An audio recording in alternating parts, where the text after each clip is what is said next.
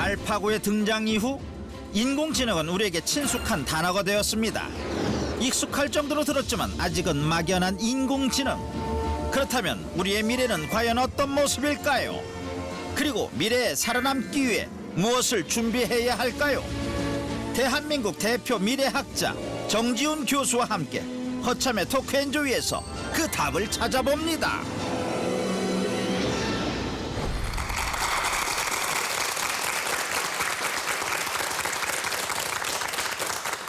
네, 안녕하세요. 경희사이버대학교의 정지훈 교수입니다. 오늘 주제는 인공지능과 미래라는 주제로 잡아봤어요. 아마 최근 들어가시고 인공지능 관심이 되게 높아진 건 알고 계시죠?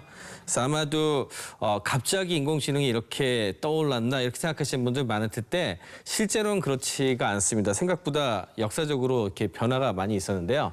이 뒤에 보이시죠? 이게 시간적으로 봤을 때 이번이 세 번째 붐으로 보시면 돼요. 그래서 첫 번째 붐은 1956년 정도에 그 존 메카시라는 사람이 당대 최고의 컴퓨터 과학자들을 모아놓고서 처음 인공지능이란 말을 만들었는데 당시에 이제 로켓이라든지 우주여행 같은 거 할 때 인공지능 컴퓨터가 딱 등장을 하면서 인간이 하지 못했던 일들을 굉장히 많이 해결해 줬잖아요. 그러다 보니까 사람들이 어떻게 생각을 했냐 하면은 이 정도 속도로 문제를 풀어낸다면 특히 인간이 못하는 걸 이렇게 잘 풀어내면 인간이 잘하는 것은 당연히 잘 풀겠지. 뭐 이런 생각을 하고 있었어요. 그래서 아마도 당대에 있었던 사람들은 대체로 한 20년 정도 걸리면 앞으로 20년 뒤면 1956년이니까 1970년대나 80년대 되겠죠? 그때쯤 되면은 인공지능이 인간하고 비슷한 수준까지 될 거다. 대부분 그렇게 예측을 했었습니다. 그런데 희한하게도 그런 일은 잘 일어나지를 않았어요. 왜 그랬냐? 그거에 대해서 여러 가지 해석이 있는데 당장 여러분들한테 제가 문제를 한번 내볼게요. 3333 곱하기 1122 곱하기 512가 얼마죠? 금방 답이 안 나오죠. 예, 인간한테 굉장히 어려운 문제란 말이에요. 빨리 못하는 문제예요. 그런데 이걸 컴퓨터에 집어넣으면 0.0001초 만에 나와요. 컴퓨터한테는 이게 굉장히 쉬운 거죠. 그런데 희한하게도 인간한테 굉장히 쉬운 건데 컴퓨터가 지난 40년간 못 푼 문제가 하나 있어요. 가장 대표적인 게 뭐냐? 사진을 주고 개랑 고양이 좀 구별해봐 이거예요. 여러분들은 딱 보는 순간에 이게 개인지 고양인지 다 아시죠? 예, 인간한테 되게 쉬운데 컴퓨터가 굉장히 어려워해요. 그래서 이런 거를 한스 모라백이라는 사람이 원래는 인간한테 굉장히 어려운 걸 잘 풀면 여러 가지 문제를 다 잘 풀 줄 알았는데 그렇지 않더라. 컴퓨터가 인간한테 굉장히 어려운 걸 되게 잘 푸는데 그에 비해서 인간이 되게 쉽다고 생각한 건 생각보다 잘 못 풀더라. 이제 이런 식의 이제 패러독스, 이런 걸 패러독스라 그러는데 이걸 이제 모라백의 패러독스라 그래요. 그러면서 일부 영역에서는 좀 컴퓨터하고 인공지능이 적용이 됐는데 우리가 생각하는 것만큼의 변화는 안 일어났거든요. 그래서 인공지능이 한 차례 쭉 죽습니다. 두 번째 부분은 언제 일어났냐 하면은 여러분들이 퍼스널 컴퓨터, PC가 1980년대 보급되기 시작을 했어요. 그러니까 이제 일부 굉장히 큰 회사나 뭐 기업이나 아니면 뭐 군이나 이런 데서 쓰던 거를 1인 1PC 해가지고 다 쓰게 되니까 컴퓨터 프로그래밍 언어도 그때 기계어 이런 게 아니고 진짜 좀 인간의 언어하고 비슷한 언어도 많이 나오기 시작했거든요. 이 정도 속도면 이제 또 인공지능이 떠오를 때가 됐다 해가지고 또 한 차례 붐이 80년대에 일었어요. 그래가지고 당시 퍼스널 컴퓨터에 이런 프로그램을 넣어가지고 문제를 풀어내는 인공지능이 막 발전을 해요. 그런 걸 전문가 시스템이라고 불러요. 이거는 일정 정도 성공을 했습니다. 그러니까 여러분들 지금 예를 들어 뭐 폰뱅킹을 한다든지 아니면 뭐 어떤 그 약간의 지능이 들어가 있는 듯한 그런 프로그램들 있잖아요. 그런 거는 다 일종의 전문가 시스템의 요소가 들어가 있는데 이건 역시도 어느 정도는 가능했는데 우리가 인간같이 표현할 수 있는 지능이다라고 얘기하기는 좀 어려운 그런 정도의 한계에 딱 부딪힌 거예요. 그래가지고 1980년대 이후에 90년, 2000년 넘어가면서 이게 또 싹 죽었어요. 그래서 이걸 우리가 인공지능의 겨울이라고 불러요. 2012년을 기점으로 큰 변화가 나타나기 시작을 합니다. 그런 인공지능이 급부상하게 된 계기에는 크게 한 3가지 정도 우리가 가능성, 조건이 있었다고 생각을 하게 되는데 첫째는 인공지능이 뭔가를 학습해서 뭔가 답을 잘 내려면은요. 답을 좀 알아야 돼요. 그러려면 데이터가 많아야 되거든요. 잘 아시겠지만 트위터나 페이스북 같은 소셜 네트워크 서비스가 막 등장을 하고요. 사람들이 뭐 그냥 사진만 올리는 게 아니라 사진에다가 뭐 태그도 달고 밑에 글도 쓰고 막 이랬잖아요. 그러니까 사진도 많아졌고 유튜브 같은 데 영상도 많이 올라가고 이러니까 뭔가 연관되어 있는 데이터가 과거하고는 비교할 수 없을 정도로 엄청 늘어나기 시작했어요. 그러니까 뭔가 연습시키고 학습시킬 소스가 생긴 거죠. 두 번째는 이거를 좀 계산을 하려면 되게 오래 걸렸었는데 이 계산하는 그 과정을 GPU라고 하는 컴퓨터 프로그램 그 칩이 발전을 하게 되면서 이 프로그램 칩은 그 게임하는 그래픽 프로그램 칩하고 똑같은 겁니다, 종류가. 그게 이제 발전하면서 거의 현실하고 가까운 3D 그래픽 요즘 하잖아요. 그런 게 싸지니까 인공지능 특히 이제 이런 신경망 계산하는 것도 되게 쉬워졌어요. 그래가지고 일주일씩 걸리던 게 뭐 1, 2초 만에 답이 나와. 뭐 이 정도까지 좋아졌고. 세 번째는 인공지능 연구하던 분들 중에 문제가 있었던 알고리즘들이 있었는데 그게 10년 동안 못 풀었던 문제였거든요. 근데 캐나다 정부를 중심으로 해가지고 유명한 과학자들이 나서가지고 이런 문제를 해결한 알고리즘들이 나왔어요. 이 세 가지가 2010년쯤 돼가지고 2012년 사이에 수렴을 하면서 드디어 안 될 줄 알았다. 10년 동안 안 됐으니까 다 포기하고 있었거든요. 그랬는데 갑자기 그걸 넘기 시작을 한 거예요. 그 상징적인 사건이 여러 가지가 있었는데 그중에서 가장 대표적으로 우리가 얘기를 하는 게 2011년에 IBM에서 만들었던 왓슨이라고 하는 그 슈퍼컴퓨터 프로그램이 있습니다. 이게 이제 퀴즈쇼에 나가가지고 이제 인간하고 대결을 하게 되는데 초기에는 이게 뭐 사실은 자신이 그렇게 없었던 것 같아요. IBM 쪽에서. 목표는 인간들 퀴즈왕이 3개 정도 맞출 때 우리는 하나만 맞추면 면피는 하겠다. 저 프로그램이 거의 뭐 50주년 기념행사였어요. 저 왼쪽, 오른쪽에 있는 좌우에 있는 사람들이 한 사람은 켄 제닝스라고 74주 연속 1등한 사람이에요. 오른쪽에 있는 사람은 브래드라고 저 사람은 왕중왕전의 왕중왕전을 우승한 사람이야. 그러니까 50주년 기념이 딱 되니까 제일 먼저 하고 싶은 게 뭐예요? 얘네 둘이 하면 누가 이길까? 이거잖아요. 그래서 얘네 둘을 딱 붙였는데 이 두 사람을 붙였는데 중간에 한 자리가 비어. 원래 3사람이 나와야 되거든요.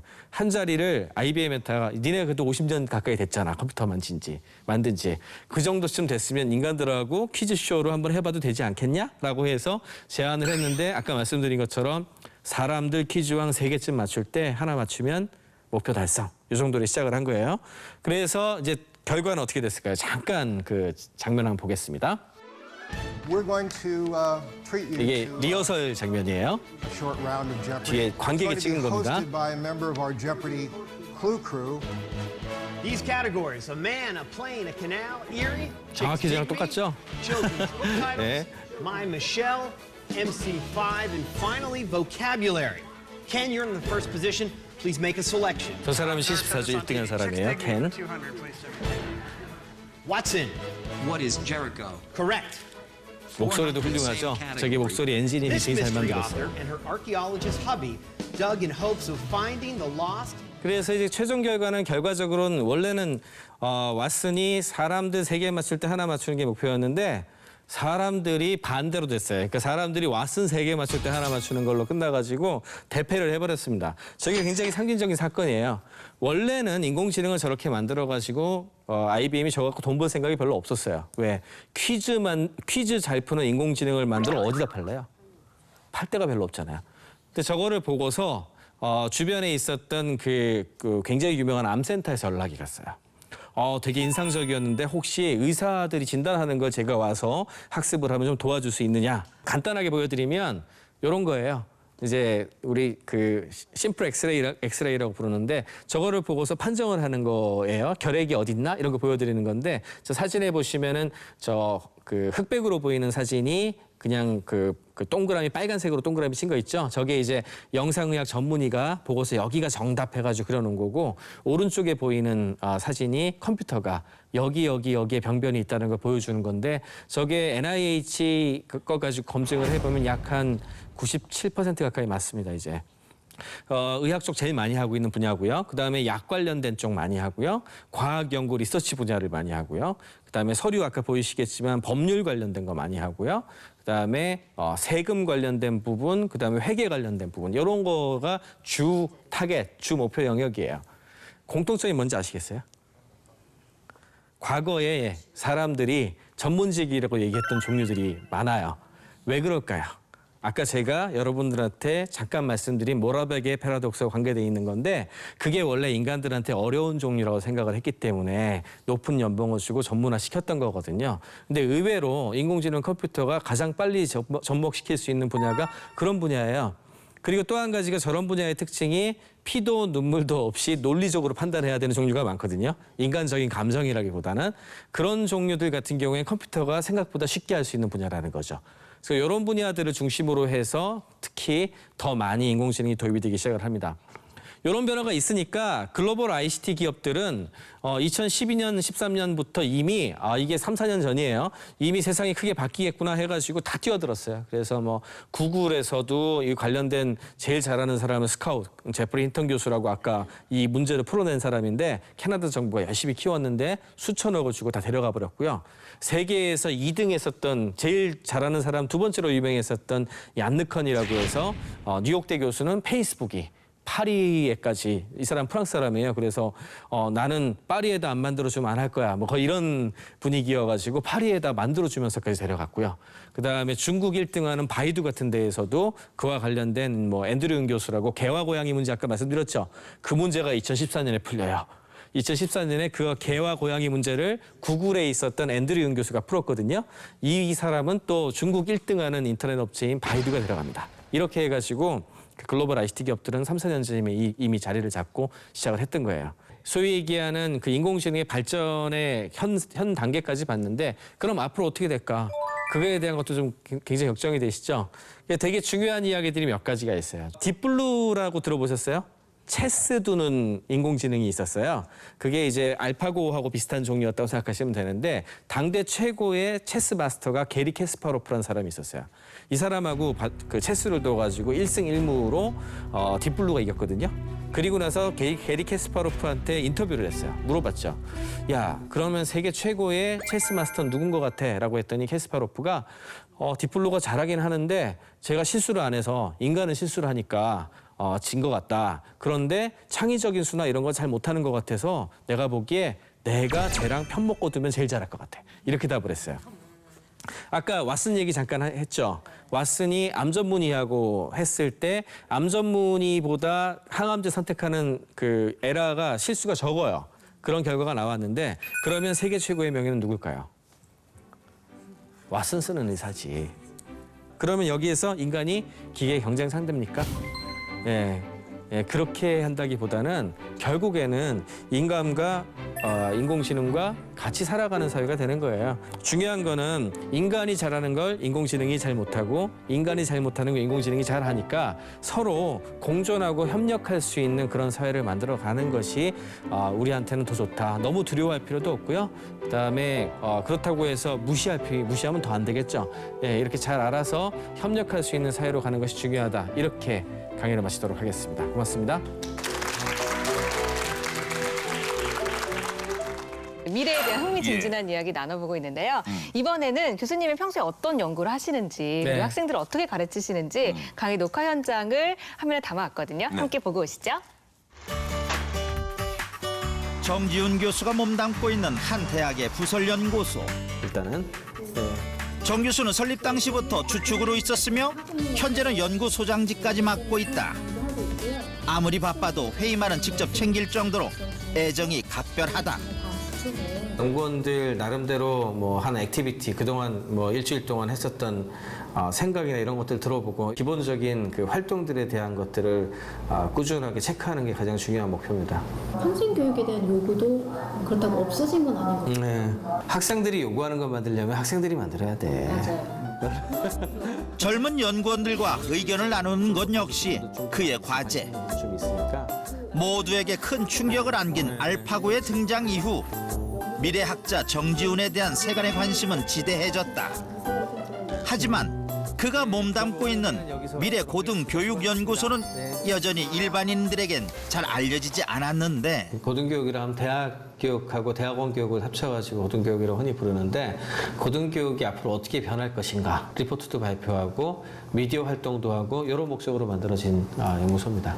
활기 가득 에너지 넘쳤던 회의를 마치고 이제 다음 장소로 이동할 시간. 그런데 차에 오른 청 교수. 운전할 생각은 않고 2대나 되는 핸드폰을 번갈아 들여다본다. 회의 중이거나 아니면 이동 중에 연락받는 경우가 많아서 이메일이나 아니면 문자나 이런 게 훨씬 더 연락이 잘 되고요. 제가 이 IT 쪽 가르치다 보니까 양 기기를 운영체제도 그렇고 다 써봐야 된다는 생각에 통신비하고 기기값하고 더 들어가는 거죠. 이렇게 이동하는 중간중간 세상과 소통하며 학교에 도착. 전공 과목 수업을 위해 어디론가 들어서는데 강의실이라기엔 좀 낯설다. 제가 이제 사이버대학에 있다 보니까 강의 촬영을 해야 되는데 회의도 좀 하고 그다음에 그 실제 강의 촬영도 하고 이제 강의 좀 작업을 하려고 왔습니다. 이곳은 바로 사이버 대학생들을 위한 강의가 이루어지는 스튜디오. 늘어선 장비며 인력까지 방송국 못지않다. 사이버 대학은 물론 수능과 해외 명문대 강의까지 검색 한 번이면 손쉽게 여러 종류의 강의를 찾아볼 수 있는 시대. 과연 인터넷 강의는 어떤 식으로 만들어지는 걸까? 교수님이랑 같이 이제 미팅을 시작하고요. 그 미팅에 맞춰서 저희가 지금 수업을 준비를 하는데요. 교수님 강의하시기 편하시게 그 촬영, 편집 그리고 검수 이런 것들을 다 지금 현재 진행하고 있습니다. 그저 강의를 촬영해 인터넷상에 올려놓는 게 전부일 것 같지만 실상은 그렇지 않다. 촬영에 앞서 스태프들과 함께 컨셉과 동선 등을 꼼꼼히 체크하는 건 필수. 오늘 수업은 이제 IT 디자인 융합 관련된 프로젝트에 대한 수업인데 그 중에서도 디자인 띵킹이라고 해가지고 그 창의적인 사고를 끌어내는 비법 이게 이제 가장 기본이 되는 거거든요. 그래서 융합적 사고와 디자인 싱킹에 대한 것들을 중심으로 하는 수업입니다. 배경 여시, 칠판이 아닌 블루 스크린. 긴장되는지 옷매무새를 가다듬는 정 교수. 드디어 녹화가 시작됐다. 청중이 없다 보니 강의하는 것이 영 익숙해지기 어려울 것도 같은데 이 블루 스크린에다가 특수 연기하듯이 그렇게 찍어야 되거든요. 처음엔 되게 어색한데 이제는 제 마음속으로 저 바깥에 이 강의를 보고 있는 사람도 있다 생각하고 이렇게 답을 하겠구나 이렇게 생각을 하면서 하게 되니까 좀 나아졌어요. 그러니까 좀 익숙해지는 과정이 좀 필요한 것 같아요. 운의 감성적인 처리가 학생들 역시 IT 기기를 통해 자신의 의견을 수시로 전달해 온다. 어떻게 보면 대면 방식보다 의사소통이 훨씬 더 자유로워진 셈이다. 프로세스라고 말씀드릴 수 있습니다. 강의 그 자체는 녹화가 돼가지고 방송 형태로 나가게 되는데 학생들이 이렇게 강의 수강을 하게 되면은 게시판도 만들어지고 QA 게시판도 만들어지고 채팅창도 있고 굉장히 다양한 도구들이 있거든요. 그 도구들을 활용을 해서 질문도 올라오고 답변도 달고 공지사항도 하고 뭐 이런 식으로 진행이 된다고 보시면 됩니다. 녹화가 끝나고 자신의 모습을 확인하는 정 교수. 하고 있는 일도 많고 하고 싶은 일도 많지만 여전히 그에게 가장 중요한 일은 미래를 대비한 인재 양성이다.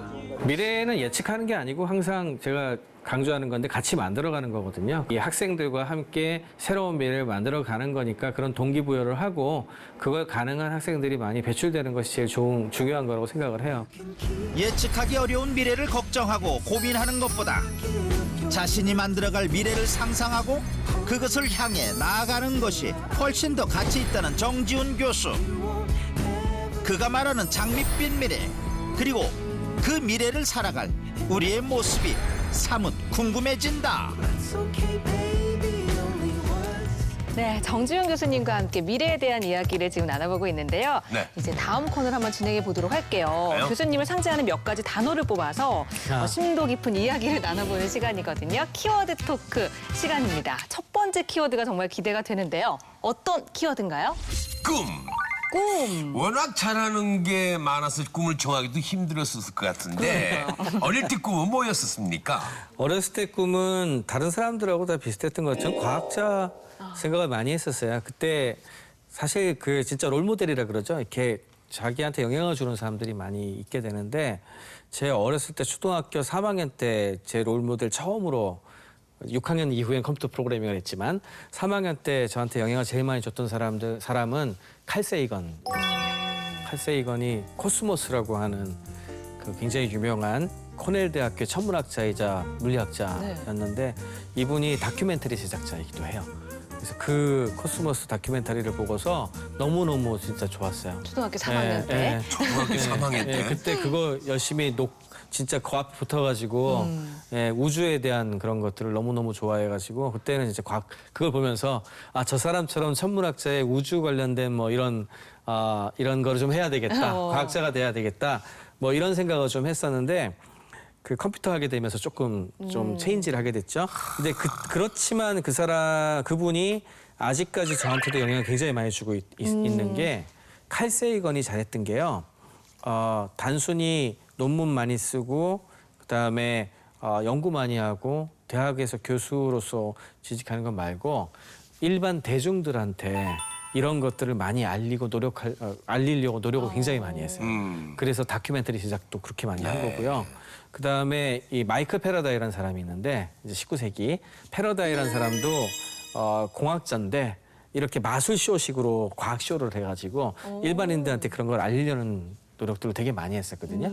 그래서 그런 부분들을 보면서 나도 나중에 뭐를 공부를 하게 되든 그거를 최대한 바깥에다가 많이 알리고 퍼뜨리고 나눠주려고 노력을 되게 많이 해야 되겠다. 그러니까 과학자이면서 이런 어떤 스토리텔링을 하는 사람, 그런 꿈을 가지고 있었고 어느 정도는 그쪽으로 많이 간 것 같아요. 네, 두 번째 키워드 바로 만나보도록 하겠습니다. 어이, 실패. 실패. 네. 근데 실패를 안 해보셨을 것 같기도 하고 이걸 강조하는 이유가 어떤 이유가 있을까요? 실패를 안 해본 건 아니고요. 저도 실패를 이것저것 여러 가지에서 많이 해봤는데 아까도 말씀드렸듯이 엉뚱한 짓을 많이 하기 때문에 실패도 계속 있죠. 그리고 그러다 보니까 당연히 뭐 잘 안 된 것도 많고 그런데 중요한 거는 다양한 혁신을 해보려면요, 다양한 경험을 해보려면 실패를 두려워하면 안 되죠. 아까 전에 제가 길을 여러 개를 간다 그랬잖아요. 그럼 그거는 실패를 염두에 두지 않으면 안 되거든요. 그렇죠. 그러니까 예를 들어서 제가 시간이 좀 늦었단 말이에요. 그러면 보통 사람들 같은 경우에는 안 가본 길을 잘 안 갈 텐데 저는 이 길을 질러 가면 될 것 같아 가지고 안 가본 길을 가다가 막다른 길에 가가지고 더 늦어요. 막 이런 경우도 생기고 이런 사소한 것부터 시작을 해서 공부하는 거, 그다음에 새로운 어떤 사업을 해보는 거 이런 거 하나하나가 다 실패를 전제로 하는 거예요. 그러니까 실패를 두려워하면 혁신을 못하고 실패를 두려워하는 삶은 별로 그렇게 저는 바람직한 삶이라고 생각하지 않아요. 왜냐하면 다람쥐 쳇바퀴처럼 똑같은 걸 반복하는 게 행복하세요? 라고 저는 항상 질문해요. 근데 저는 그게 그렇게 행복한 것 같지 않은데 사람들은 그런 삶은 행복하다고 정의를 하고 그렇게 가지 않는 사람들, 실패하지 않는 사람들을 우러러보는 그런 느낌이 있어서 과연 그게 좋은 삶일까? 그게 과연 재밌는 걸까? 저는 별로 그렇게 생각 안 해요. 그래서 실패를 많이 해보는 삶이 재밌는 삶이고 실패를 많이 해보는 삶이 역동적인 삶이잖아요. 그래서 실패를 권장합니다. 대신에 너무 큰 실패는 하지 마세요. 너무 큰 실패는 너무 한 군데 올인하다가 생겨요. 되려, 역시나 또 분산을. 실패도 분산 투자해서 작은 실패를 많이 해보시는 게 낫습니다. 미래 참 그냥 있으면 오는 시간이 아닌 것 같아요. 각자가 준비하고 만들어가는 그 새로운 세상의 말로 진정한 미래가 아닐까 그런 생각이 듭니다. 네. 그리고 어떻게 준비하느냐에 따라서 그 미래가 얼마나 바뀔지에 대해서 오늘 이야기 들으면서 굉장히 많이 느끼게 된 것 같습니다. 그렇습니다. 오늘 말씀 감사합니다. 네, 고맙습니다. 수고 많이 하셨습니다. 고맙습니다. 네. 오늘 함께해 주셔서 고맙습니다. 허천의 토크 엔조이는 또 여기서 인사드리겠습니다. 네. 건강하십시오. 감사합니다.